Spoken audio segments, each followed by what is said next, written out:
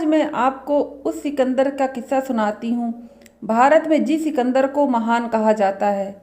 यहाँ तक कि सिकंदर महान के किस्से और कहानियाँ सुनाए जाते हैं।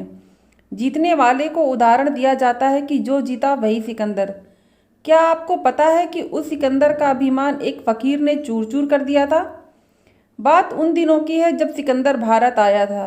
यहाँ उसकी मुलाकात एक फ़कीर से हुई। यह मुलाकात कुछ विचित्र थी। इस मुलाकात में फ़कीर ने सिकंदर का अभिमान चूर चूर कर दिया। तो आइए जानते हैं कि फ़कीर ने ऐसा क्या कहा था कि सिकंदर का अहंकार खत्म हो गया। जब सिकंदर की मुलाकात फ़कीर से हुई तो फ़कीर उसे देखकर हंसने लगा। सिकंदर को फ़कीर का हंसना पसंद नहीं आया।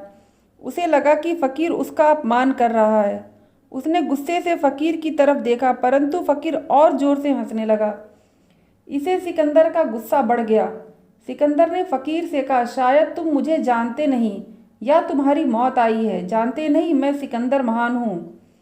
यह बात सुनकर फ़कीर और तेज हंसने लगा। वो कहने लगा कि तुम मुझे किसी भी दृष्टि से महान नहीं लगते हो, बल्कि मुझे दीन और दरिद्र लगते हो। सिकंदर ने कहा, तुम पागल हो गए हो। मैंने पूरी दुनिया जीत ली है। ऐसा कोई नहीं जो मेरे सामने अदब से ना झुकता हो। यह सुनकर फ़कीर ने कहा कि चाहे तुमने पूरी दुनिया जीत ली हो, परंतु तुम अभी भी एक साधारण मनुष्य ही हो। लेकिन तुम अगर कहते हो तो मैं मान लेता हूँ, तुम बहुत महान हो। पर पहले मेरी एक बात का जवाब दो। सिकंदर थोड़ा शांत हुआ और बोला, अच्छा पूछो। फ़कीर ने अपना प्रश्न पूछते हुए कहा कि मान लो तुम किसी रेगिस्तान में फंस गए हो और तुम्हारे पास पानी नहीं है, ना ही तुम्हारे पास कोई हरियाली है।